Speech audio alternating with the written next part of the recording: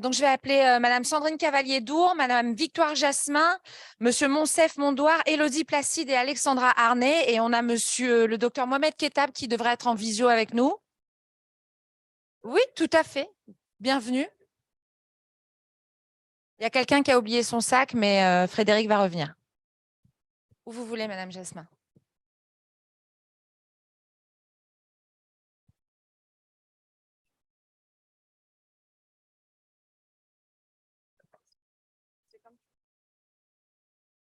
Stéphanie, est-ce qu'on peut avoir les micros, s'il te plaît? Oui.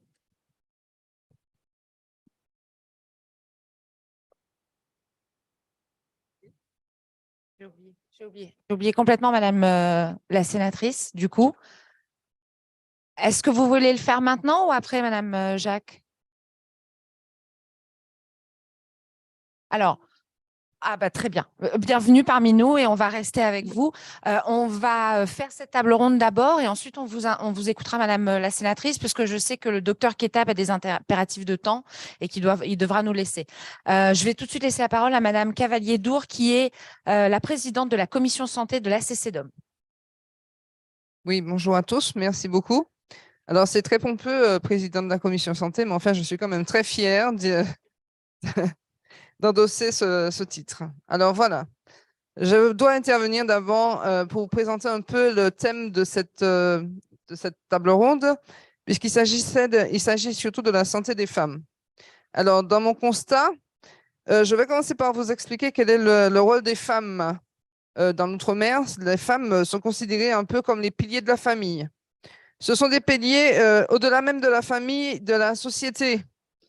Elles sont, en Martinique, on utilise une expression qui parle, et puisqu'on parle de potomitan, ça veut dire qu'on les compare un peu comme un poteau, hein, c'est un terme de bâtiment, comme le pilier porteur, à la fois de la famille, mais aussi, hein, comme je viens de le dire, de la société. C'est un héritage de l'histoire, c'est quelque chose qui nous vient de nos arrière-grand-mères, peut-être même de l'esclavage. Et ça fait que, en quelque sorte, nous sommes les femmes, hein, dans les Outre-mer, sont les gardiennes, je dirais, du foyer. Ce rôle est de plus en plus prégnant depuis quelque temps, avec toutes les difficultés que l'on connaît. Les liens familiaux sont distendus et, évidemment, l'éducation des enfants a un rôle fondamental justement pour les femmes, puisque c'est elles qui sont dans la transmission, c'est elles qui sont dans l'accueil et c'est elles qui donnent des valeurs éducatives à leurs enfants. Alors, évidemment, il y a un petit bémol dans l'histoire, c'est le côté, enfin, c'est l'importance de la santé pour les femmes ultramarines.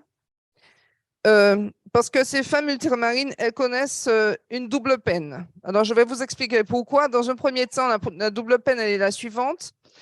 Elles sont concernées d'abord par des maladies que je qualifierais de maladies modernes, qui sont liées au mode de vie, au diabète. C'est le diabète, c'est l'hypertension. Elles ont aussi parfois des prédispositions génétiques à certaines maladies qu'elles transmettent évidemment sans le vouloir à leurs enfants. Et puis aussi, comme les hommes, elles subissent les effets de la pollution et des perturbateurs endocriniens de plus en plus fréquents dans notre société. Et chez nous, c'est particulièrement visible. Donc, tous les éléments que je viens d'énumérer multiplient évidemment les risques de développer des pathologies que je qualifierais de morbides, puisque elles se combinent, je dirais. Donc, deuxième peine, c'est la prise de conscience, la prévention, et puis l'éducation au risque qui est de plus en plus ténue, qui a tendance à disparaître sur nos territoires. On oublie de mettre en place ces campagnes de prévention et elles sont très, très peu, évidemment, pratiquées. On vient de le dire tout à l'heure dans la précédente table ronde. Et en plus de ça, je dois ajouter que la désertification médicale, sur laquelle on s'est à nouveau étendu, vous voyez qu'on retrouve un petit peu les mêmes thèmes. Cette diversification médicale est particulièrement préjudiciable à la prise en charge des pathologies des femmes. Donc, au sein des collectivités d'outre-mer, la politique de santé doit relever tous les obstacles, en réalité, que je viens de citer. Tous ces obstacles, on doit les résoudre surtout à l'échelle locale. Donc, nous avons très peu de leviers. Nous avons des leviers qui sont modestes. Et évidemment, nous ne pouvons agir que sur la prévention, puisqu'on ne peut pas intervenir, évidemment, comme vous avez entendu tout à l'heure. Donc, c'est surtout sur le domaine de la prévention et de la communication. Et donc, à ce titre, hein, dans les collectivités locales, nous sommes des facilitateurs de projets. Donc, on essaie de créer, justement, de soutenir les associations et puis aussi des délais professionnels, comme on l'a dit tout à l'heure, des délais professionnels qui interviennent dans la santé. Donc, c'est le rôle que je vais vous présenter. Ce rôle, je vais vous le présenter à travers un exemple, hein. C'est le cadre d'Octobre Rose que nous avons un peu aidé. Je ne sais pas si le diaporama est prêt. Oui? Donc, évidemment, donc j'ai fait le choix de vous présenter cette manifestation qui s'est tenue dans ma commune d'appartenance, c'est-à-dire à Saint-Joseph en Martinique. Et donc, nous avons essayé justement de combiner tous les aspects de cette prévention en une journée, en une opération, en un événement que nous allons expliquer maintenant. Donc, premier événement, c'est celui que vous allez voir au diaporama.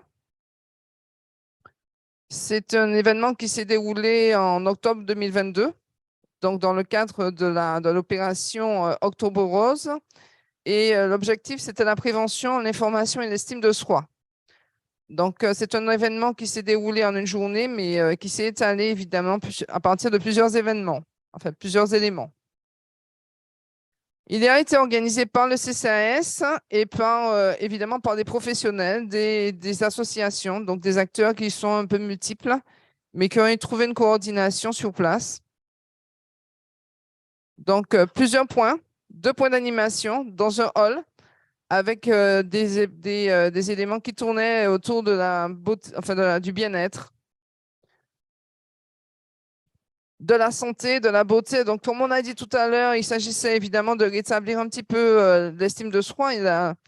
L'intervenante qui a parlé tout à l'heure parlait justement de l'importance, lorsqu'on a ce public, de donner un peu une impulsion et puis de les mettre un peu en valeur. Donc, c'est ce à quoi nous avions pensé. Donc, il y a des professionnels qui interviennent, mais nous avons aussi des scolaires, des jeunes qui sont en formation et qui viennent à ces salons justement pour nous aider à respecter ce défi. Des coins photos, enfin plein d'activités qui ont gravité ce jour-là autour de la femme et autour de la problématique du cancer du sein, puisque c'était l'objectif. On a essayé un petit peu d'attirer un large public. Donc, on peut continuer. Avec des professionnels, comme vous pouvez voir sur la diapo. Là, nous avons une diététicienne. Nous avons aussi des professionnels de l'habillement, des spécialistes des synthèses, des prothèses capillaires ou bien encore des prothèses en général. Donc, tous ces éléments, justement, pour montrer l'importance. Ici, nous avons des professionnels de l'alimentation. Généralement, ce sont des produits très simples, hein, qui sont faits sur place, hein, industrie locale, et qui vont justement permettre et favoriser l'aide et le bien-être. Des stands d'information avec l'ARS. Et puis aussi, un peu sur la gauche, je ne sais pas si c'est vraiment visible, mais c'est la Action SIDA qui intervenait ce jour-là, justement pour donner des informations sur les maladies sexuellement transmissibles et aussi sur la lutte contre, enfin, la prévention des cancers. Donc, tous ces professionnels, ces institutions sur place dans cette manifestation qui intervenaient pour cet objectif. Là, c'est une association de musique traditionnelle, puisque nous essayons aussi de faire de la musicothérapie. Et donc, ces gens étaient sur le terrain. Et pour terminer, à 18h, là, c'est l'événement majeur, celui qui attire généralement. C'est un événement qui se déroule une fois par mois. Et dans le cadre d'Octobre Rose, nous avions fait le thème justement autour du sport, l'application des pratiques sportives pour la prévention contre toute forme de cancer, hein, pas seulement le cancer du sein, mais les cancers en général.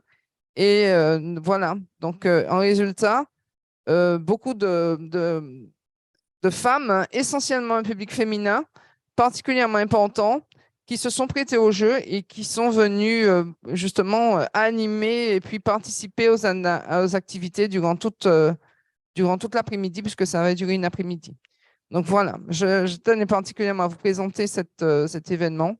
Et donc, je vous remercie et je vous passe la parole là. Juste une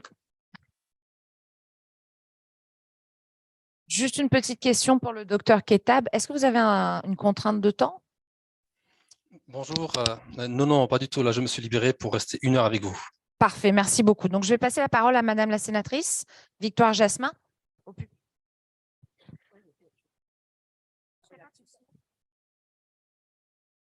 Sénatrice de Guadeloupe. Monsieur le Président, Mesdames et Messieurs, les vice-présidents, les membres de la CCDOM, Mesdames et Messieurs en titre, grade et qualité. Alors, je suis vraiment très heureuse de répondre à votre invitation, Monsieur le Président, et c'est avec plaisir que je vais parler de la santé des femmes dans les territoires d'outre-mer et de façon singulière en Guadeloupe particulièrement. Alors, dans nos différents territoires d'outre-mer, les problématiques de santé se posent de façon très différente en fonction de l'offre et de l'organisation des soins, des partenariats également et des complémentarités entre les établissements publics et privés, de la mise en place des coordinations, par exemple, ces PTS, on en parle de plus en plus, des communautés professionnelles territoriales de santé, des infirmiers libéraux et de tous les professionnels de santé, les pharmaciens, les kinés, enfin, l'ensemble. Et on a parlé tout à l'heure des infirmiers en pratique avancée qui sont de plus en plus formés, et des différents services supports et surtout de l'aménagement du territoire, des moyens de transport, des groupements hospitaliers de territoire, de la présence des spécialistes et de leur disponibilité dans certains cas, les délais moyens pour les rendez-vous sont très importants, quelquefois 60 jours et même au-delà. Sur nos territoires, ce n'est pas toujours évident. Les femmes jouent un rôle essentiel au sein des familles. Elles contribuent très fortement à l'éducation des enfants, à la santé, à la transmission des valeurs. Elles s'occupent de leurs parents, quelquefois, de leurs conjoints, de leurs proches, sans prendre en compte leur propre santé. Le niveau de stress et de responsabilité des femmes dans les familles est particulièrement important, particulièrement dans les familles monoparentales, parce que dans nos territoires, il y a beaucoup de familles monoparentales, et ce qui ne permet pas toujours aux femmes d'agir pour elles-mêmes et surtout pour leur propre santé. Le nombre insuffisant de spécialistes pénalise les femmes. Les soins spécifiques, par exemple, à la gynécologie, les dépistages du cancer, particulièrement le cancer du sein, on va en parler, de l'utérus également, l'impossibilité d'avoir des modes de garde pour les enfants afin de pouvoir concilier la vie professionnelle, la vie familiale, la vie associative, la vie sportive, l'activité sportive, mais aussi toutes les actions de prévention quand elles sont sollicitées. Et là, on a vu des exemples, quelquefois, les femmes ont envie d'aller quelque part, ou bien elles viennent avec les enfants en fonction de l'âge des enfants, ou bien elles se privent parce qu'elles ne peuvent pas y aller. Le rôle et la place des sages-femmes également pour la prévention et l'accompagnement de bonnes pratiques peut être une des possibilités pour lutter également contre les maladies sexuellement transmissibles et la prévention des grossesses précoces, particulièrement chez les jeunes filles. Les données démographiques concernent à la fois le vieillissement de la population, le taux de natalité et le nombre important des IVG, particulièrement en Guadeloupe, ce qui mérite une attention toute particulière. Alors, il y a un intervenant de Mayotte qui parlait effectivement des taux de natalité importants. C'est le cas également en Guyane. Contrairement à nos territoires où nos jeunes qui sont en âge de procréer ne sont pas forcément sur le territoire, ils partent pour des études ou pour travailler, pour se former et ne reviennent pas forcément quand ils sont jeunes et n'ont pas malheureusement la possibilité de mettre au monde les enfants sur nos territoires. Les femmes ne sont malheureusement pas suffisamment valorisées dans nos territoires. Elles sont victimes de maltraitance institutionnelle et des violences conjugales, intrafamiliales et psychologiques. C'est dramatique. Les problématiques de santé mentale concernent de plus en plus les femmes et les jeunes. Et là, je vous ai emmené un exemplaire d'un rapport après le choc de la crise sanitaire, réinvestir dans la santé mentale. Alors, c'est un rapport de Jean Sol, un de mes collègues sénateurs, et de moi-même, Victoire Jasmin. Voilà, il est là. C'est un rapport numéro 304 fait pour la Commission des affaires sociales du Sénat et qui a toute sa place. Au moment où nous faisions ce rapport, eh bien, le gouvernement a également organisé en septembre 2021 les assises sur la santé mentale. Et on voit aujourd'hui les réalités sur l'ensemble de nos territoires et les difficultés qu'on rencontre la psychiatrie et les familles par rapport à ces problématiques. Ça a été évoqué tout à l'heure. Je suis à votre disposition de toute façon tout à l'heure pour répondre. Alors, dans nos sociétés ultramarines, les femmes qui ont toujours occupé une place centrale, ça a été dit tout à l'heure par l'intervenant, dans les familles sont devenues très fragiles. Elles souffrent et les familles vacillent. Et on leur constate, les femmes qui étaient dit-on au mi-temps ou oscaïenne, en fait, on peut dire de nombreuses on peut nommer de nombreux qualificatifs. Toutefois, on se rend compte que la société va mal quand les femmes vont mal.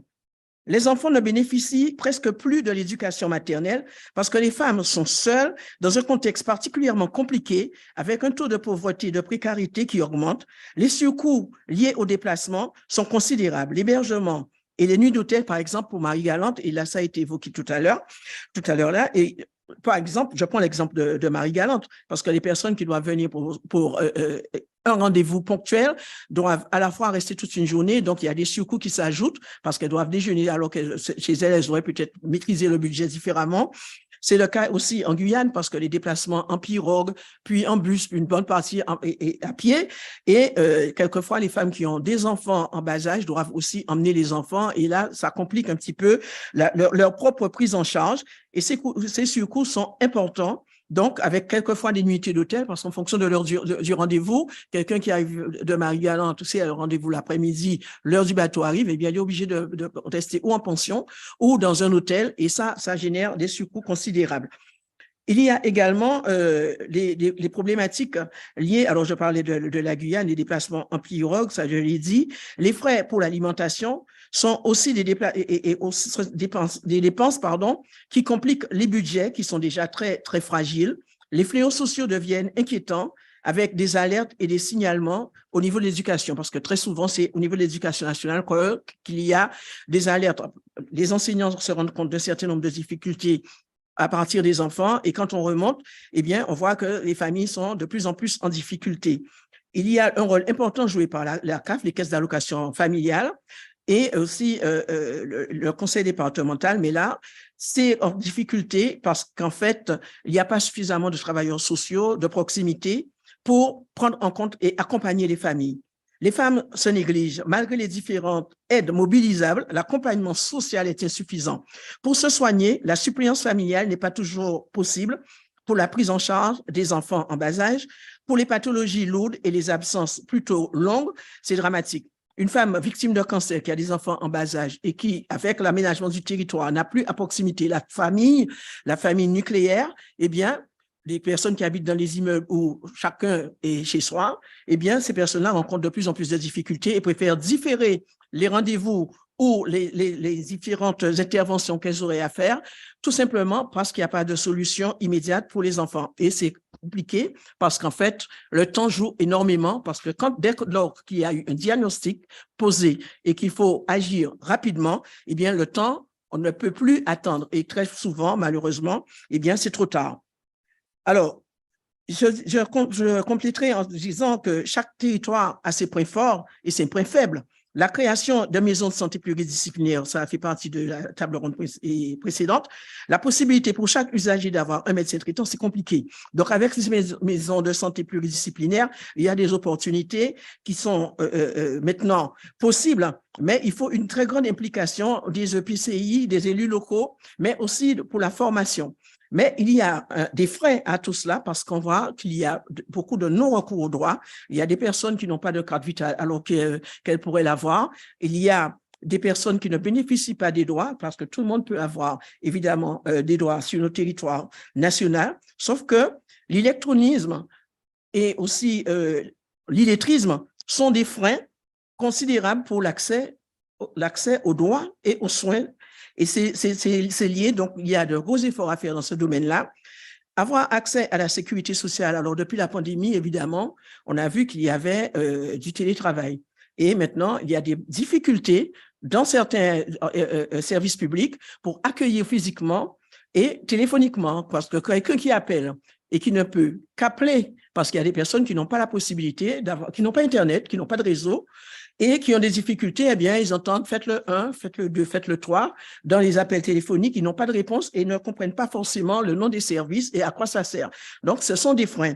L'accueil téléphonique pourrait permettre aux personnes au moins d'avoir un certain nombre d'indicatifs et d'indications. Malheureusement, il y a des carences à ce niveau-là. Et ce sont des freins particulièrement pour les femmes, parce que quelquefois, une réponse téléphonique pourrait les orienter davantage quand elles ont des enfants se déplacer, surtout dans le contexte que je connais en Guadeloupe, où il y a des embouteillages, où il n'y a pas forcément tous les transports et tous les réseaux ne sont pas bien desservis. Donc, c'est encore plus compliqué. Le nombre insuffisant des services habilités pour réaliser les différents examens pour faciliter le diagnostic biologique et l'imagerie médicale, ainsi que les examens complémentaires, c'est nécessaire, mais pas forcément toujours disponible. Le ministère de la Santé est aussi responsable de la prévention. De nombreuses actions et initiatives avec l'IREPS, par exemple, l'instance régionale de l'éducation et de la promotion de la santé en Guadeloupe, mais aussi dans nos autres territoires, la prévention avec les réseaux de santé, les parcours de santé sécurisés, également pour l'activité sportive et physique dans les communes, mis en place il y a quelques années par le Conseil régional en Guadeloupe, mais ça devrait également permettre l'activité physique parce que ça contribue à la prévention, l'éducation thérapeutique et l'implication des différents médecins référents. Et nous avons pour le moment, avec le groupement d'intérêt public des réseaux de santé et les dispositifs qui sont mis en place, par exemple, pour la coordination des soins avec les DAC. Donc là, c'est aussi dans la loi désormais. Donc, ça doit être pris en compte. Et dans tous les territoires, on devrait mettre en place justement les dispositifs de coordination et d'accompagnement pour permettre une meilleure prise en compte des personnes, mais aussi une meilleure prise en charge des personnes qui en auraient besoin. L'alimentation des conseils diététiques et le pouvoir d'achat. Alors là, j'ai vu que ça a été mis en place par votre association. Donc, il y a évidemment un certain nombre d'initiatives qui se font sur chacun des territoires, mais c'est encore insuffisant et à cela s'ajoutent les habitudes alimentaires qui sont inappropriées. C'est vrai que nous avions, pour ce qui concerne la Guadeloupe et la Martinique, nos parents et nos grands-parents avaient des habitudes alimentaires. Et avec les problématiques de chlordécone, on a bien vu qu'il y a eu une panique et il a fallu revoir les façons de faire. Avec les programmes JAFA, il y a eu un accompagnement avec l'IREPS, évidemment, mais ce n'est pas suffisant parce qu'il y a des personnes qui maintenant ont peur de manger certains de nos produits alors qu'on a des alternatives. Et le recours aux différents produits qui ne sont pas forcément les produits habituels, eh bien, on voit bien qu'il y a également les problèmes d'obésité, d'hypertension artérielle et de diabète. Donc, il va falloir davantage travailler. De nombreuses initiatives existent déjà. Toutefois, ce n'est pas forcément à la portée de chacun parce qu'il faut aller de plus en plus aller vers les personnes et ne pas les inciter à se déplacer compte tenu des difficultés qui existent. D'autre part, il y a également les problèmes des évacuations sanitaires, ça a été dit, ce qui reste un vrai sujet. Cependant, en fonction de la météorologie, il y a des autorisations pour les déplacements et quelquefois, les personnes qui doivent être évacuées ne peuvent pas être prises en compte et prises en charge, tout simplement parce qu'il y a des intempéries. Donc, sur nos territoires, par exemple, c'est l'archipel Guadeloupe, mais aussi Saint-Martin, Saint-Barthélemy, et aussi en Polynésie, on a à peu près les mêmes difficultés, c'est d'avoir l'intégralité des spécialistes à proximité. Alors, la prise en charge des cancers pour le dépistage classique, bon, il y a évidemment les dépistages avec les laboratoires d'ANAPAT, les laboratoires de biologie médicale, mais aussi pour avoir entendu récemment dans 1, 2, 3 Santé, le docteur Lionel Bélia, qui est chef de service de la médecine nucléaire en Guadeloupe, qui s'occupe du TEP-scan et du cyclotron. Il y a des outils qui sont très utiles pour l'imagerie moléculaire désormais. Ce sont des possibilités efficaces et d'avenir et ils sont passés de 600 à 3500 examens de 2018 à aujourd'hui en 2023. Donc, c'est important pour le diagnostic, pour faire un diagnostic beaucoup plus fin, plus précis, mais c'est beaucoup plus coûteux. Le TEP-scan est devenu incontournable pour le diagnostic précoce. Alors, il s'agit également de parler de ce qui est innovant. Donc, c'est important, mais les limites des plages horaires ne permettent pas de prendre en charge beaucoup de patients. C'est dommage. Les femmes en situation de handicap, alors là, elles sont en très grande difficulté et nous devons justement tous militer pour qu'il y ait plus de possibilités pour ces femmes en situation de handicap, particulièrement pour les femmes sourdes et malentendantes, parce que le langage des signes n'est pas généralisé. Les professionnels qui les accueillent ne sont pas en capacité de les comprendre et quelquefois, elles ne sont pas autonomes parce qu'il faut une traduction simultanée. Et il y a des problèmes de confidentialité et c'est dommage parce que bon, il y a des échanges qui doivent se faire avec les professionnels, avec des tierces personnes qui peuvent être des personnes de confiance, mais il y a une part de l'intimité, notamment pour la gynécologie. Eh bien, les femmes en situation de handicap rencontrent de grandes difficultés et ce qui n'est pas forcément une bonne chose quand elles doivent avoir les mêmes droits et les mêmes soins que tout le monde. Il faut également créer des conditions pour maintenir un niveau de formation initiale et continue pour les professionnels sur place afin de maîtriser les budgets. Et là, monsieur de Mayotte qui parlait des formations, je suis tout à fait d'accord avec ce que vous dites. Donc, nous devons aussi profiter des possibilités qu'il y a avec le e-learning pour les formations continues, avec les webinaires. Et tant qu'on peut faire des formations ou à distance, ou faire se déplacer les professionnels, les formateurs professionnels pour avoir des habilitations spécifiques. Et là, je pense que maintenant qu'on nous demande de maîtriser l'empreinte carbone, on nous demande de maîtriser aussi des budgets parce que ça correspond à des budgets importants d'envoyer de nombreux professionnels en formation ailleurs que sur les territoires respectifs. Alors que si les formateurs pouvaient se déplacer et venir, ils pourraient former tout un bassin de professionnels, d'une part, mais aussi permettre de maîtriser différemment les budgets pour permettre à nos territoires à la fois d'avoir des professionnels sur place, mais aussi d'avoir des personnes formées avec tous les critères de qualité compte tenu de l'accréditation maintenant de plus en plus et de la certification des services et des référentiels métiers. Il est nécessaire de favoriser les contrats locaux de santé et les conseils locaux de santé mentale, mais très souvent, ce sont les élus eux-mêmes qui sont les freins parce que la législation est là. Il suffit qu'il y ait une volonté réelle de la part des élus pour pouvoir impulser la dynamique. Et là, j'ai cru comprendre que les élus qui sont ici et maintenant ont cette volonté-là. Ce n'est pas toujours évident, mais nous devons occuper la place qui est la nôtre parce que nous avons des droits et nous devons exiger que les droits s'appliquent pour nos territoires dans l'intérêt de nos populations. La loi 3DS, je l'ai dit tout à l'heure là, permet désormais aux élus d'être au conseil d'administration des ARS afin de participer à la gouvernance, à la planification et au choix pour l'organisation du système de santé et de définition des priorités et du fléchage des budgets. Ça, c'est important. Nous devons nous approprier cette place. La santé détermine désormais les choix économiques et sociaux pour le développement de nos territoires. Parce que si maintenant, de plus en plus, les tours opérateurs s'intéressent pour savoir s'ils envoient des personnes dans tel ou tel territoire, si quelqu'un a un AVC, est-ce qu'il pourrait être pris en charge pour telle ou telle pathologie? Il y a aussi des personnes âgées qui se déplacent, qui sont dialysées. Eh bien, les tours opérateurs veulent savoir s'il y a des services qui peuvent prendre en charge des personnes. Donc, ce n'est pas seulement la santé des populations présentes, mais c'est toutes les personnes qui viennent sur nos différents territoires qui doivent avoir une qualité de soins, une qualité de prise en charge nécessaire. Il y a également, pour les élus locaux, plus que jamais, il est nécessaire également d'impulser les dynamiques avec les ARS, mais avec toutes les parties prenantes concernant la lutte antivectorielle. Parce que sur nos territoires, nous avons des personnes qui ont eu le chikungunya depuis longtemps, qui ont des chikungunya longs.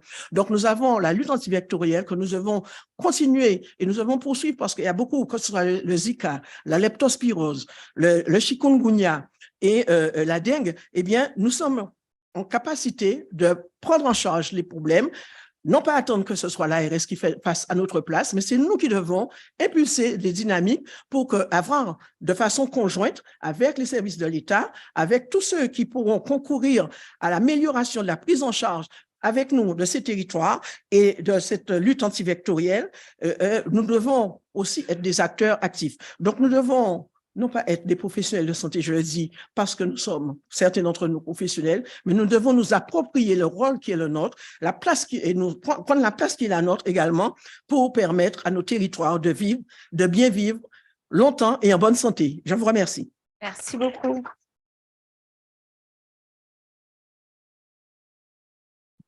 Merci, Madame la sénatrice, pour cet état des lieux. Je vais donner la parole au docteur Mohamed Kettab, donc, qui est en visio avec nous, qui va nous expliquer comment dépister les cancers mieux et plus tôt, si je ne m'abuse.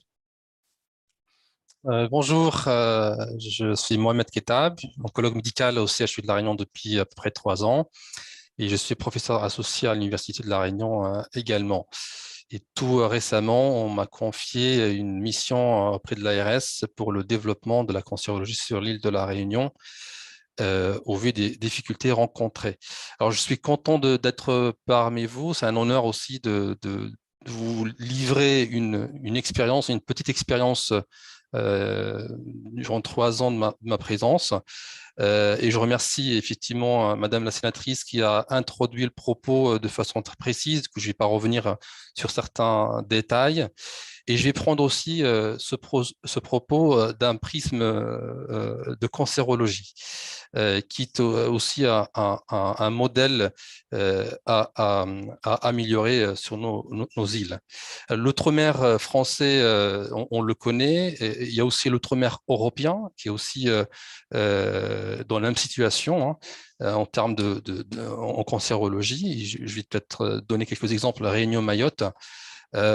Et je commence aussi peut-être par un fait que Madame la sénatrice l'a rappelé concernant les contraintes budgétaires et financières. Et ce qu'on constate aujourd'hui, c'est que quand on est en difficulté actuellement sur le plan national pour financer la santé, mais plus les restrictions budgétaires sont appliquées au niveau métropolitain, ils seront appliqués au niveau outre-mer, mais les conséquences sont encore plus graves qu'en métropole. Tout simplement parce qu'on subit déjà aujourd'hui des difficultés parfois insoutenables. Concernant la cancérologie à l'île de la Réunion, en outre-mer ici en général, on constate des manquements, des lacunes, que ce soit en termes de dépistage, prévention, prise en charge de la maladie, et aussi le post-cancer. Quand une patiente est déjà traitée et guérie de son cancer, elle va affronter aussi l'après-cancer, le retour à la vie sociale, à la vie économique aussi, au travail, conjugal, qu'on a de plus en plus de séparation après un cancer, et d'autres conséquences néfastes pour ces femmes. Les cancers que j'ai choisis, 3 modèles, cancer du sein, cancer du col et cancer de l'ovaire, pour illustrer quelques propos. Cancer du sein, pour parler de dépistage, un dépistage qui reste insuffisant. Nous sommes aujourd'hui pas bons du tout en termes de dépistage, que ce soit sur le plan national, mais encore davantage dans nos îles. On reste en dessous de l'objectif national, à savoir dépister plus de cancers pour les guérir, dépister des maladies petites pour accéder à des traitements moins lourds et avoir moins de séquelles, ce qui n'est pas le cas aujourd'hui. Mais encore plus préoccupant, c'est qu'on applique une stratégie de dépistage qui probablement, à mon sens, n'est pas adaptée à nos populations en outre-mer. Tout simplement, on a de plus en plus de cancers du sein à l'âge jeune, à partir de 29 ans, 30 ans, on a des cancers et on en a plusieurs, sachant que le dépistage à partir de 50 ans, on va rater un volume de patients très important. Un autre facteur, le facteur génétique, qui n'est pas étudié, parce qu'on a les données scientifiques, mais qui n'inclut pas les populations en outre-mer parce que ça n'a pas été étudié. Il y a un modèle à La Réunion qu'on est en train de mettre en place pour une mutation bien précise et qu'on ne retrouve qu'à La Réunion, un BRCA2. On a lancé un travail de thèse qu'on essaye aussi de financer pour apporter des informations. Tout ça pour vous dire que le premier maillon, on le rate en termes de dépistage. Et on a l'obligation aujourd'hui d'agir, mais très rapidement, de façon aussi massive en termes de ressources et d'investissement pour améliorer ce dépistage, que ce soit en sensibilisant la population, en soutenant les travaux de recherche pour que le dépistage soit proposé à d'autres populations entre 40 et 50 ans, et aussi aller sur un dépistage personnalisé, adapté aux spécificités. Le deuxième modèle, c'est le cancer du col. Pour parler de la prévention, c'est le meilleur modèle pour parler de prévention. Tout le monde le sait.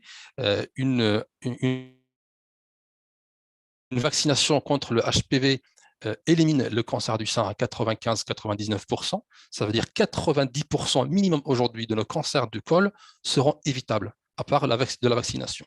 Et ça, c'est prouvé. Le meilleur modèle au monde, c'est en Australie. Ils vaccinent les jeunes filles et les jeunes garçons et ils sont en train d'éradiquer cette maladie. Une maladie très lourde, avec très peu de ressources thérapeutiques, mortelle et délabrante. Et aujourd'hui, quand on voit ce qui se passe à La Réunion avec une certaine amélioration, il y a des projets portés par le Dr Tran, qui est très experte en cancer du col, mais quand on va aussi à Mayotte, on a de plus en plus de cancer du col. Et quand on voit la région océan Indien, on est largement supérieur en termes d'incidence de cancer du col. Je n'ai pas les chiffres pour pour nos collègues des Antilles, par exemple, mais j'ai les données, on va dire, un peu globales, que le cancer du col est prédominant. Et c'est une maladie évitable. C'est-à-dire en agissant sur de la prévention, tout simplement de la vaccination, on éliminera des cancers. On n'ira même pas au traitement. Mais il y a des blocages. Il y a des blocages culturels. On n'arrive pas à faire accepter cette idée de vacciner les jeunes filles, jeunes garçons. Il y a un travail de sensibilisation, un travail de communication à faire. Il y a des professionnels de la santé qui se mobilisent, mais je pense que c'est un travail au-delà des professionnels de la santé. C'est un travail des professionnels d'éducation et c'est un travail aussi politique pour renforcer cette position et prendre conscience qu'en vaccinant nos jeunes, on évitera tout simplement une maladie mortelle et grave. Je prends le troisième modèle qui est le cancer de l'ovaire pour parler de l'expertise. Le cancer de l'ovaire, malheureusement, on ne peut pas l'éviter aujourd'hui, on ne peut pas le prévenir, on ne peut pas le dépister. Mais on sait qu'un cancer de l'ovaire, même à des stades très avancés, peut guérir. Mais à une condition, c'est l'expertise. Expertise, ça veut dire une équipe chirurgicale qui a l'autorisation, ça veut dire qui atteint certains critères pour pouvoir opérer, et ça change de façon très considérable le parcours de la patiente. Il y a des patientes qui vont guérir s'ils tombent sur des équipes expertes, d'autres patientes pour la même maladie, mais ils vont mourir beaucoup plus tôt parce que l'équipe n'est pas experte. Et ce qui questionne dans nos îles, ont vu l'incidence de la maladie et la multiplicité des centres qui vont opérer. On ne peut pas disposer d'une expertise parce qu'on opère moins de patients, moins de volume. On peut pas, mécaniquement, on ne peut pas avoir cette expertise. Donc, il y a le régime des autorisations qui arrive et il faut qu'on arrive à trouver, sur le plan politique aussi, des stratégies pour qu'on puisse vraiment définir des centres experts pour sauver des vies, tout simplement. Et là, on parle de chirurgiens qui va opérer plus de patients pour avoir de l'expertise. Et ça, c'est pour parler de le modèle d'expertise, de l'expertise de l'équipe. Ce qui rejoint aussi les propos précédents en termes de ressources médicales. Un mot sur les ressources médicales aujourd'hui. En cancérologie, c'est-à-dire les oncologues médicaux, radiothérapeutes, chirurgiens et tous les spécialistes impliqués dans la prise en charge des cancers, il y a une souffrance, clairement. Je sais qu'il y a une souffrance qui est très importante aux Antilles par manque de ressources médicales. À La Réunion, pareil. À Mayotte, Guyane, c'est encore beaucoup plus préoccupant. À Mayotte, aujourd'hui, il n'y a pas d'oncologue médical. Les patientes n'ont pas d'oncologue médical aujourd'hui pour les prendre en charge. Donc, il faut imaginer ce qui se passe en termes de perte de chance. Pourquoi il y a plusieurs facteurs pour cette difficulté de ressources médicales, mais ça a été évoqué, l'attractivité médicale, on n'arrive pas à offrir aux professionnels de la santé des traits d'attractivité pour qu'ils s'installent dans nos îles de façon durable, parce qu'on a de la concurrence ailleurs, en métropole par exemple, et dans les structures privées en métropole. Sur le plan financier, c'est très compliqué parce que c'est réglementé, mais aussi quand on parle de formation, quand on est au Guadeloupe, à La Réunion ou à Mayotte, on sait que pour nos médecins, il est très difficile d'aller se former à l'étranger parce que c'est important d'aller voir les équipes, voir ce qui se passe ailleurs. Quand on voit qu'on a le même nombre de jours de formation, 15 jours par rapport à un médecin qui travaille en métropole, en perdant 2 jours dans les transports, il faut imaginer ce qui reste pour aller se former avec exactement le même budget qui ne couvre même pas le transport. C'est parmi, c'est pas ça les raisons, mais parmi les raisons qui nous, on va dire, nous met en difficulté pour recruter. Il y a 2 mots sur la recherche et l'innovation. En cancérologie, pour ça que je vous insiste sur ce modèle, une bonne partie des prises en charge se fait en termes de recherche et innovation. Une patiente qui va accéder à l'innovation, un TEP scanner par exemple, innovant de dernière génération avec la possibilité thérapeutique, aller être inclus dans un essai thérapeutique apporte clairement un bénéfice pour la survie des patients. Dans nos îles, il faut savoir qu'on a la possibilité d'ouvrir des essais cliniques, mais on est contraint par le surcoût. Quand il y a un promoteur qui va ouvrir un essai thérapeutique qui est pertinent pour nous, ben on va être premièrement confronté parce qu'il y a 20 à 40% de surcoût et que le promoteur n'arrive pas à faire financer. Il y a quelques initiatives, mais qui restent insuffisantes aujourd'hui pour ouvrir davantage d'essais.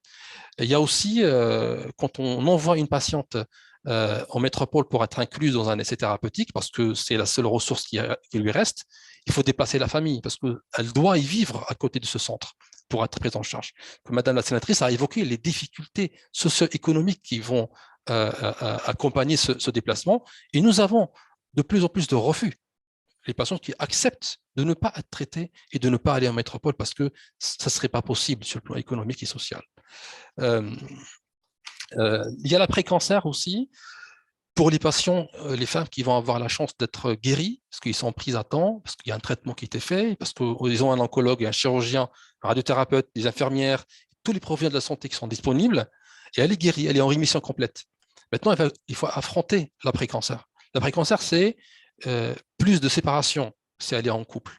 C'est des difficultés de retour à l'emploi, où elles sont stigmatisées, mais d'emblée, mes patientes qui sont aujourd'hui en surveillance, et ils ont oublié la lourdeur de la maladie et ils sont en train d'affronter la lourdeur socio-économique. J'ai très peu de revenus, mon poste n'a pas été reconduit, j'ai changé de poste et ça me plaît pas parce que avoir un cancer, c'est pas aujourd'hui accepté dans certaines entreprises. Et elle a des enfants et elle a une famille. Voilà, c'est un aspect probablement qu'on oublie, c'est quand on est guéri, qu'est-ce qu'on devient? Et aujourd'hui, l'après-cancer le plan après-cancer répondra à cette problématique. Il faudrait des moyens et des ressources pour qu'on puisse avoir accès à tout cela. Vous avez évoqué la formation des EPA, qui serait une ressource primordiale pour la suite des parcours de soins, des infirmiers référents, de coordination de parcours.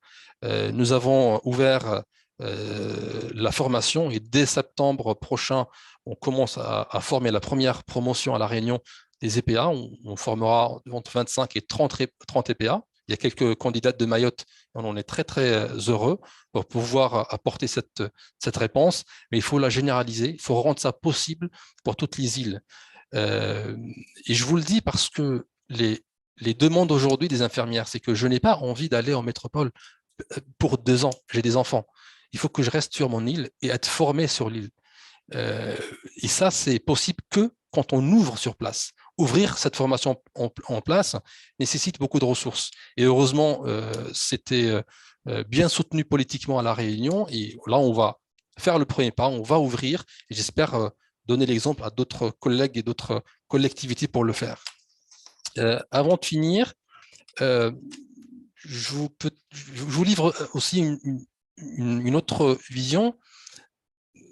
Revenons d'un grand congrès international américain de cancérologie qui s'est tenu il y a 2 semaines. Ce que je constate est préoccupant, c'est que de plus en plus de progrès scientifiques qui doivent nous réjouir, qui devraient nous mettre, on va dire, nous donner cette joie et cet espoir pour guérir de plus en plus de patients. Mais plus ce progrès avance, plus les inégalités augmentent. Parce que pour accéder à cette innovation, il faut des ressources en termes d'expertise, en termes d'équipement. Et on ne les a pas. Qu'on va aggraver les inégalités, on va voir les inégalités s'aggraver, il faudrait pouvoir aujourd'hui prendre en charge cet aspect d'accéder à l'innovation et d'être capable aujourd'hui de proposer à nos patients en Outre-mer un accès à l'innovation de façon équitable, de façon, on va dire, plus simple et sur place. Et pour cela, il faudrait, au-delà de ces progrès scientifiques, il faudrait une volonté politique d'investir et de dépasser pendant un certain temps le modèle médico-économique qui nous est toujours opposé quand on demande un investissement. Ce n'est pas rentable, ce n'est pas autofinancé, ben on ne va pas financer. Et ça, c'est un problème et ça va aggraver les inégalités. À un moment donné, il faut avoir le courage de dire on va aller sur un investissement et on ne va pas pénaliser nos populations par ce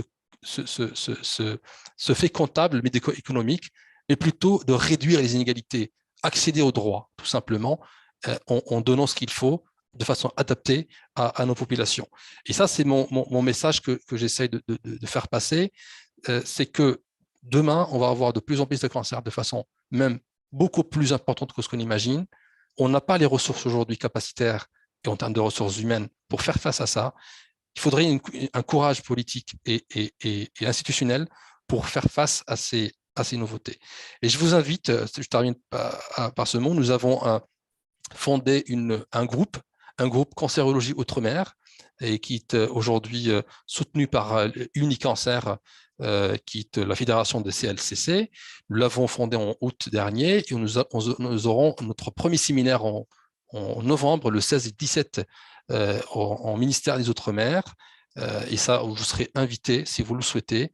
Et on va parler de ce sujet pendant 2 jours, un peu plus en détail, et essayer de réfléchir ensemble pour proposer, recommander et trouver des solutions, parce que les choses s'aggravent et les réponses ne sont pas adaptées. Et je vous remercie de votre attention. Merci beaucoup, Dr Ketab. Je ne sais pas ce que vous voyez, vous, à l'image, Dr Ketab, mais j'ai vu beaucoup de hochements de tête pendant que vous parliez. Alors, je vais demander aux intervenants suivants d'essayer d'être succincts, ce qui nous permettra de ne pas être trop en retard et d'avoir la possibilité de déjeuner aujourd'hui. Je vais passer la parole pour enchaîner avec ce qu'a dit le professeur Ketab à Madame Arnay, qui travaille pour les Amazones. Oui, c'est bien ça. Bonjour, on ne peut plus pas dire bonsoir encore, si. Bonjour à tous et à toutes. Merci à l'Association des communes et collectivités d'outre-mer pour votre invitation. Messieurs et mesdames les élus, bonjour. Et également, merci aux partenaires de cet événement, à la team Amazon qui est présente, puisqu'il y a Karina Guillaume de Amazon Guadeloupe, il y a Erika Jaccaria qui accompagne la Fédération Amazon, il y a Clara qui nous accompagne et qui est stagiaire. Donc, je tenais quand même également à leur faire un petit coucou. Et puis, je voulais également vous remercier, mes co-animateurs et co-animatrices de cette table ronde, puisque cette parole est importante. Avant de rentrer dans le vif du sujet, de vous présenter Amazon, qui est une fédération d'associations de patientes.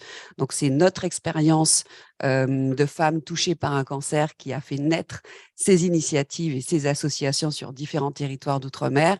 Je voudrais vous remercier d'être restés, parce que certainement l'appétit commence à tirailler les estomacs. Donc, merci d'être restés. Et merci également au docteur Ketab, je ne sais pas s'il est toujours là, mais on va vous contacter très prochainement, docteur Ketab, parce qu'on a vraiment, parmi les hochements de tête, il y avait beaucoup de hochements de tête d'Amazon. Nous sommes une association de patientes et c'est extrêmement important c'est un mot qu'on utilise rarement, lutte, mais dans ce travail qu'on fait, il est essentiel qu'il soit collectif, qu'il soit en co-construction. Et dans ce travail en co-construction, nous avons besoin, bien sûr, des patients, nous avons besoin des élus, nous avons besoin des soignants et nous avons besoin des institutions. C'est capital et c'est ensemble qu'on pourra faire avancer les choses. Alors d'abord, sur cette question, et puis juste une petite chose, je trouve dommage que les intervenants de la table ronde précédente, pour certains, ne soient pas restés. Ils sont là ? C'est dommage parce que… D'accord, mais c'est dommage qu'ils ne soient pas restés parce que je pense ça ne donne pas le bon signal. On parle de la parole des femmes.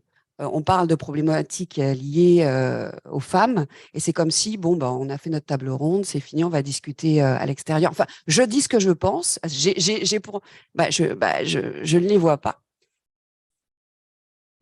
D'accord, très bien. Bon, comme je ne les voyais pas, donc j'ai quand même voulu intervenir dessus, parce que c'est important en termes de bienveillance et d'écoute les uns des autres, les unes et des autres. C'est important que chacun prenne le temps, ce temps dont on parlait tout à l'heure, dont parfois les élus ont besoin et dont les patients et les patientes également ont besoin. Alors, Amazon, qu'est-ce que c'est? Amazon, c'est une association loi 1901 d'intérêt général qui est née dans une île charmeuse de serpents, disait Aimé Césaire, en 2017. Amazon, en fait, est venue de l'expérience de femmes touchées par le cancer. J'ai été moi-même touchée par un cancer du sein il y a 9 ans. Et de cette expérience de vie, j'ai eu envie de faire quelque chose. C'est vraiment la notion d'empowerment dans sa plus stricte expression. Alors, Amazon, aujourd'hui, qu'est-ce que c'est? C'est 6 territoires. En Martinique, en Polynésie, en Guadeloupe, en Guyane, à La Réunion et à Paris avec la diaspora ultramarine. Et bientôt 7, on l'espère, on croise les doigts avec la Nouvelle-Calédonie. C'est aussi une fédération qui réunit ces 6 associations. Parce qu'après 6 ans d'existence et toutes ces associations naissant sur ces différents territoires, on s'est bien rendu compte qu'ensemble, on était plus fortes.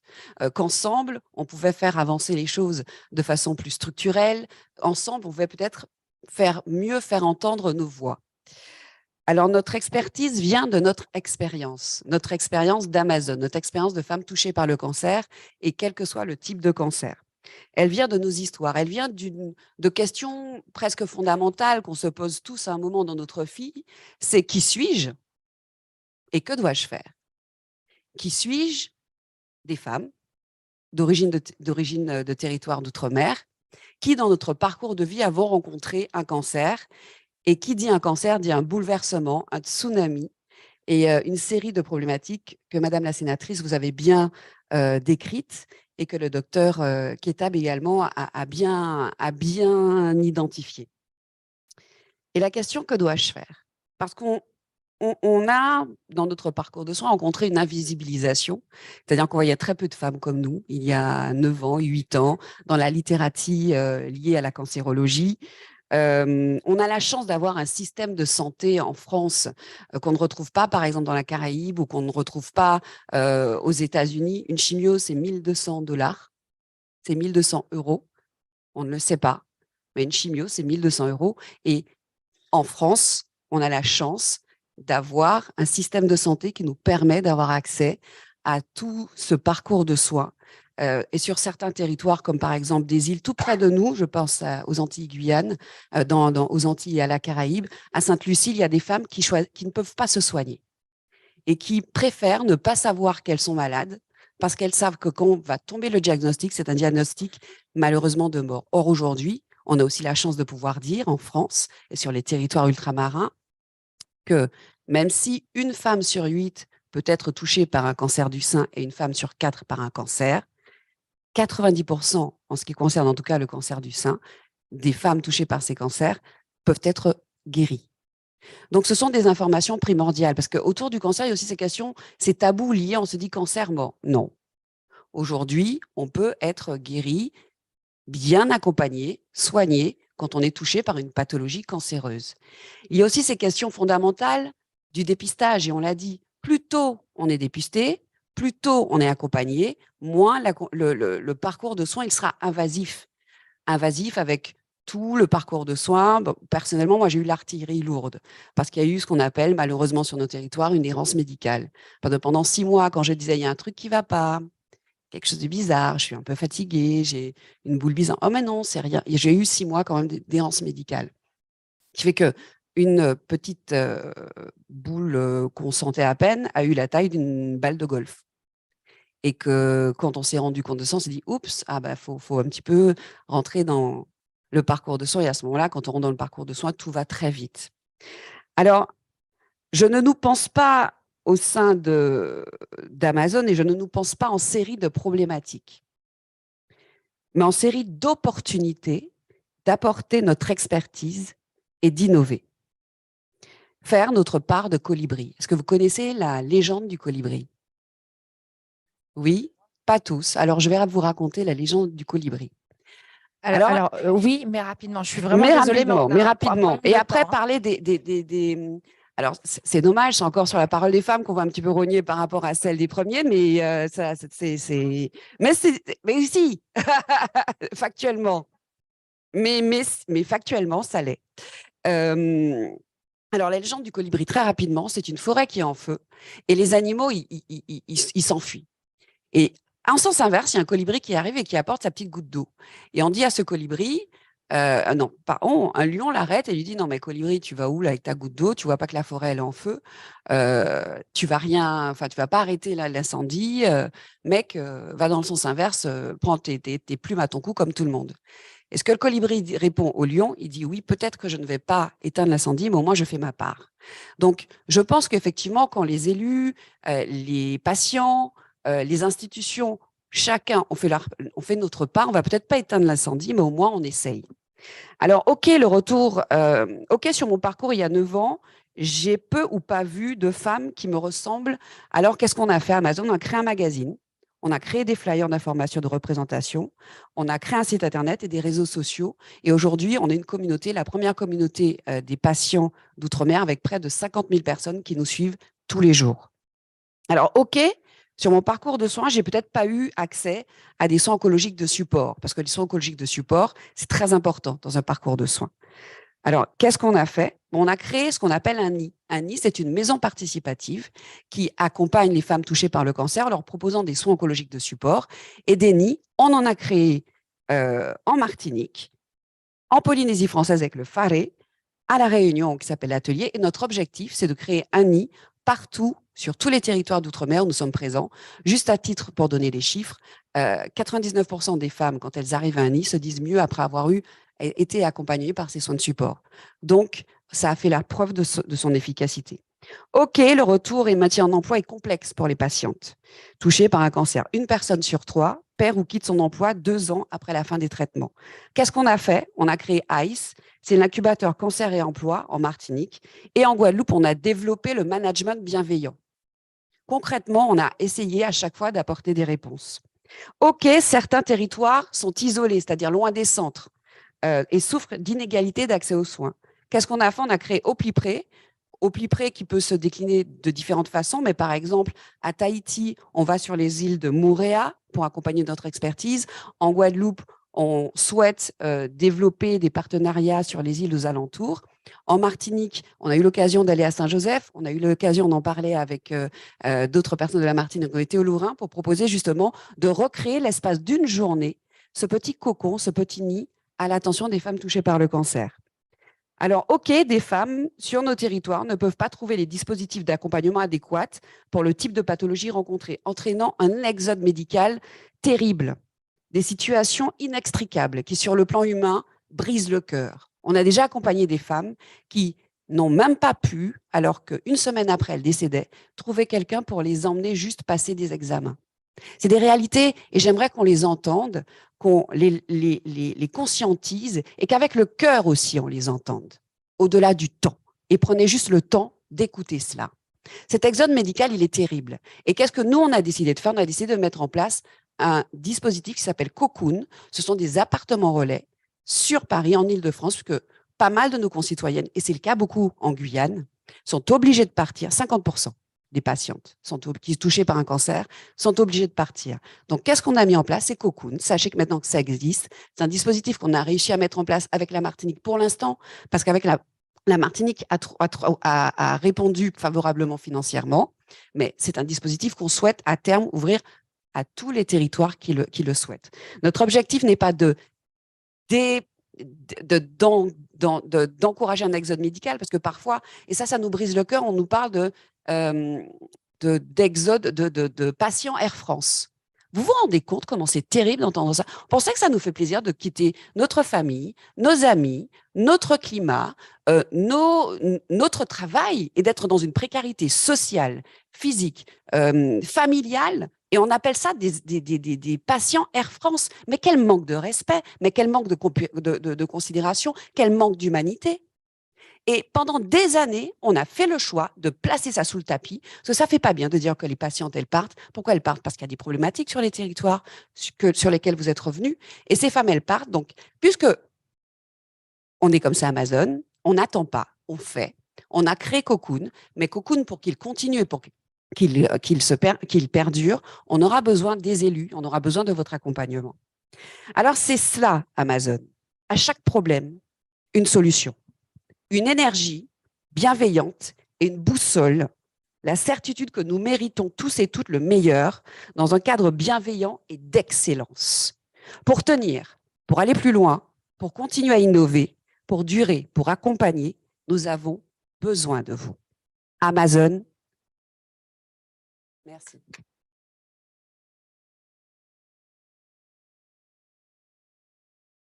Merci beaucoup.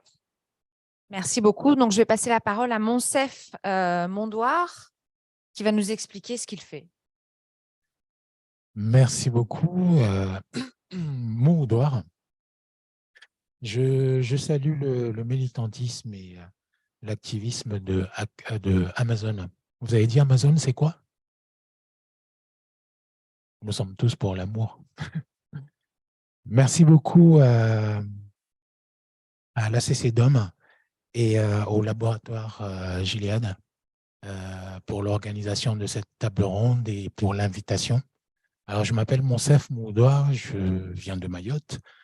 Je suis de l'association Narikem Sada qui est sur le champ de la santé sexuelle, l'accompagnement des personnes vivant avec le VIH, le dépistage. Et comme si ça ne suffisait pas, récemment, nous avons rajouté une autre corde à notre arc qui est celle des violences faites à la personne, entendu violences sexuelles faites aux femmes et celles liées au genre.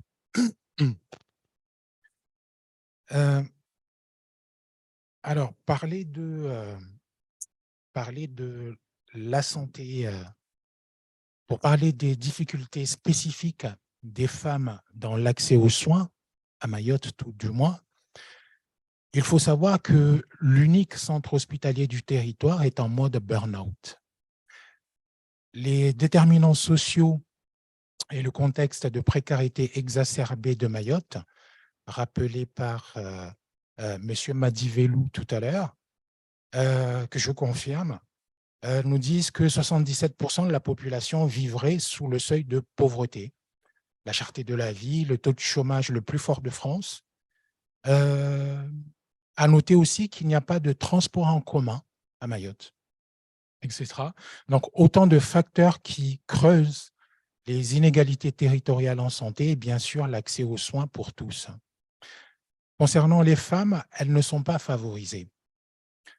La charge de beaucoup de choses qui reposent sur elles font que beaucoup renoncent aux soins. Les raisons sont multiples. L'éducation des enfants, au sens large, ça prend du temps. Des problèmes liés au transport pour se déplacer, il faut être véhiculé ou prendre le taxi. Les routes aussi sont en burn-out à cause des embouteillages, pas assez de routes, trop de voitures. Pour aller voir un médecin, que ce soit à l'hôpital, au dispensaire ou en libéral, c'est un vrai projet pour la journée. Tout le monde n'a pas le temps ni les moyens d'aller passer une demi-journée ou une journée d'attente chez le médecin. Celles et ceux qui le peuvent prennent l'avion pour aller ailleurs, ce qui représente un coût certain pour l'avion et l'hébergement, au risque de se faire étiqueter de patient Air France, c'est ça? Voilà. En ce qui nous concerne, c'est Air Austral. C'est conscient de tout ça que dans notre domaine, qui est la santé sexuelle, nous avons eu cette idée de vouloir constituer une caravane composée de différents acteurs pour aller au plus près de la population et favoriser ainsi l'accès à la prévention et aux soins. Nous avons investi dans une unité mobile de dépistage grâce au soutien de différents partenaires publics comme privés, un club service, le Lions Club Mayotte-Ilang, le laboratoire Gilead, le ministère des Outre-mer, l'ARS et bien sûr le département de Mayotte. Cette caravane Mayotte en santé mobilise des partenaires qui sont dans le dépistage du diabète, du cancer, la tension artérielle, les addictions. Nous prévoyons aussi des consultations avancées avec l'infectiologue du centre hospitalier de Mayotte concernant le VIH. Nous ne désespérons pas de nous entendre en termes organisationnels avec les PMI qui sont également dans cette démarche d'investir sur des véhicules similaires. Je parle ici sous le contrôle du vice-président chargé du social et de la santé du département ici présent. C'est un projet qui date de 2019, mais le Covid est passé par là.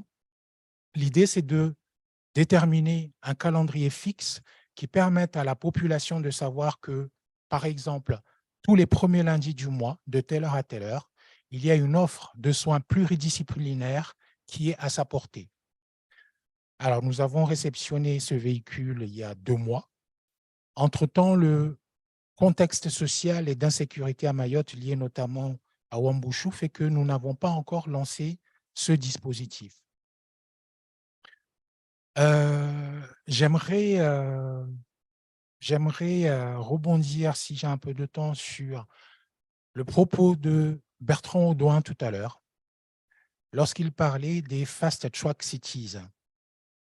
Il y a une expression que j'ai fait mienne et qui dit que le VIH se soigne aussi par la politique. C'est dans cet état d'esprit qu'en 2018, nous avons convaincu toutes les communes et communautés de communes de Mayotte de s'engager en signant la déclaration de Mayotte, librement inspirée de celle de Paris. En 2019, c'est le département de Mayotte qui s'est engagé à son tour en signant la déclaration de Paris à l'occasion d'un colloque organisé par Gilead et la délégation des parlementaires Outre-mer au Sénat et qui mettait les Outre-mer au centre.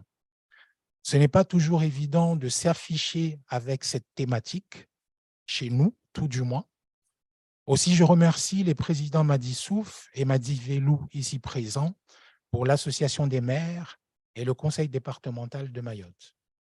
Nous, Narikem Sada, sommes donc porteuses du dispositif département Mayotte sans sida.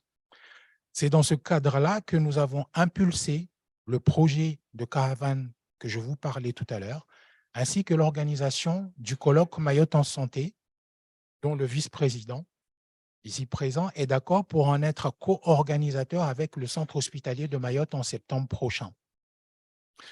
Dans le cadre de ce département Mayotte sans sida, nous avons plaidoyé auprès de l'Agence régionale de santé pour qu'il y ait plus de formation des acteurs et plus d'associations habilitées pour faire le dépistage rapide du VIH, des hépatites B et C, qui flambent à Mayotte.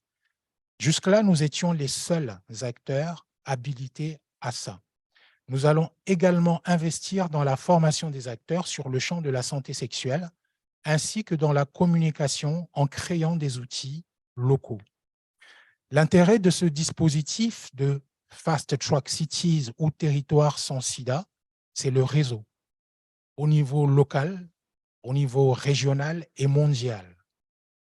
C'est dans ce sens qu'avec SIDAction, par exemple, nous mettons en place le RESOM, un réseau d'acteurs au-delà des maires que Frédéric Viau a présenté tout à l'heure, pour mutualiser les réflexions, les connaissances et apprendre à parler ensemble, voire d'une même voix. J'ai hâte que tous les Outre-mer s'engagent et signent la déclaration de Paris. Et avant de m'arrêter, je me permets de vous rappeler le colibri. Je vais m'arrêter ici pour l'instant et reste disponible pour échanger. Merci beaucoup. Pour finir, je vais passer la parole à Élodie Placide. Merci. Merci à nouveau pour l'invitation de la CCDOM. Merci à Émilie d'ailleurs aussi. Du coup, moi, c'est Élodie et j'ai créé Cliti. Cliti, c'est une initiative qui se veut 360 autour de la santé des femmes. On oublie souvent les entreprises dans le discours de santé, mais Cliti est une entreprise. On fait des protections hygiéniques réutilisables sans perturbateurs endocriniens et qui sont pensées pour les pathologies gynécologiques. Je suis moi-même atteinte d'une pathologie gynécologique, d'endométriose. On en parle souvent. Hein. C'est une femme sur 8 en France et c'est une errance médicale de 7 ans. Donc ton discours m'a beaucoup touchée par rapport à ça. Et dans nos territoires, on voit très bien que, en tout cas en particulier pour la Guadeloupe et la Martinique, qu'il y a plus de femmes qui sont atteintes d'endométriose et de pathologies gynécologiques au global par rapport au chlordécone et à notre histoire par rapport à tout ça. Donc c'est vraiment des endroits où il faut sensibiliser et évidemment diagnostiquer. Pour diagnostiquer plus tôt, je n'ai pas besoin de le répéter, mais quand même, il faut sensibiliser. Avec Cliti, c'est ce qu'on essaie de faire. On essaie de sensibiliser et on va surtout là où on ne nous attend pas. On va en entreprise, en fait. Donc, on va dans les grands groupes. On sensibilise ces grands groupes à tout simplement avoir des salariés qui ont des pathologies gynécologiques. Comment on fait?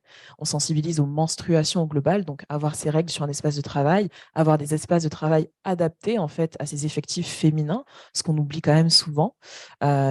Et à ces pathologies, comment faire, comment les diagnostiquer au travail, comment avoir un travail et une pathologie, parce que contrairement au cancer, les pathologies gynécologiques en général, l'endométriose, on n'en meurt pas, mais on n'en guérit pas. Et il n'y a pas de solution à l'heure actuelle pour avoir un confort de vie.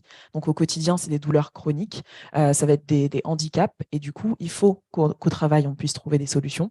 Et c'est comme ça qu'on accompagne les entreprises à le faire. À côté de ça, le docteur en a parlé tout à l'heure et ça m'a beaucoup marqué aussi, l'inégalité des ressources et l'accès à l'innovation. Les produits qu'on fait, donc les protections adaptées aux pathologies, sont entièrement fabriqués en France. Donc, comme je le disais, pas de perturbateurs endocriniens. C'est absolument génial, mais ça fait que ce sont des produits peu accessibles parce qu'ils sont un peu chers. Et moi, ça me posait problème que les personnes qui sont le plus atteintes de précarité menstruelle, donc souvent les étudiantes par exemple, ne peuvent pas se procurer ce genre de protection qui, rappelons-le quand même, dure en moyenne 6 ans. Ce qui veut dire que ça réduit complètement la charge financière des règles, en tout cas sur un bon moment de vie, là où en général, on dépense quand même des centaines d'euros par an pour acheter des protections. Et du coup, j'ai commencé à travailler donc avec la collectivité de Martinique sur ce sujet de précarité menstruelle. Donc la collectivité a acheté des protections pour les redistribuer aux collégiennes et aux lycéennes en quartier prioritaire de la ville.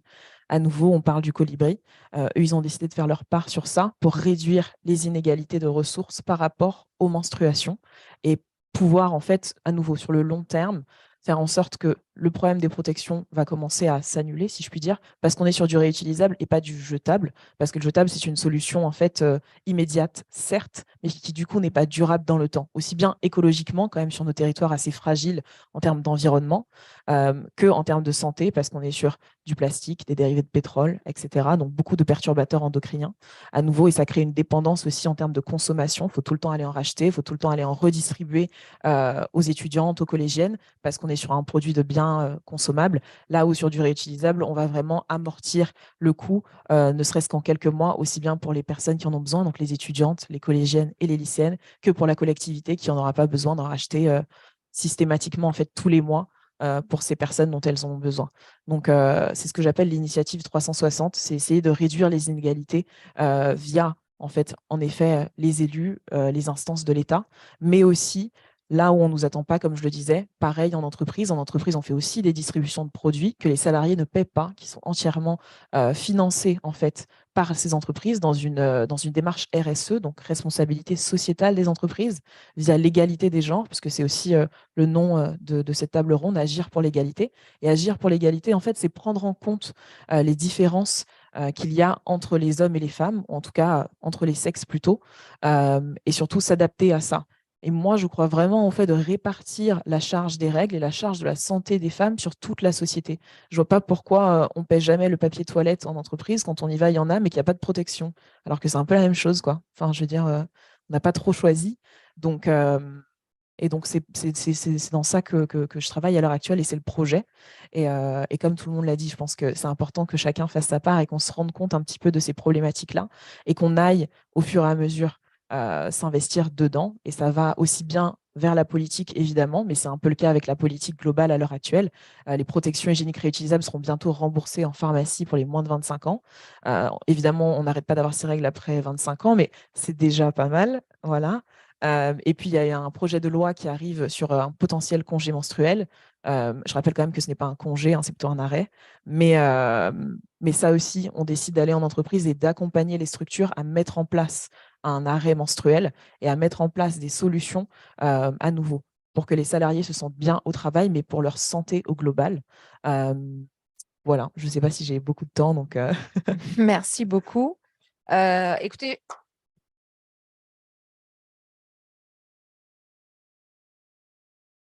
Je vais vous inviter à monter pour déjeuner et à continuer à échanger sur la table ronde santé des femmes avec nos intervenants qui seront au déjeuner avec nous. Merci beaucoup. Merci beaucoup. Juste pour vous dire que je reste disponible par mail ou par mail, si vous pouvez le diffuser. Je S'il y a diffuserai besoin votre de- mail voilà, et tout à on fait. vous enverra une photo des acras de morue. Merci.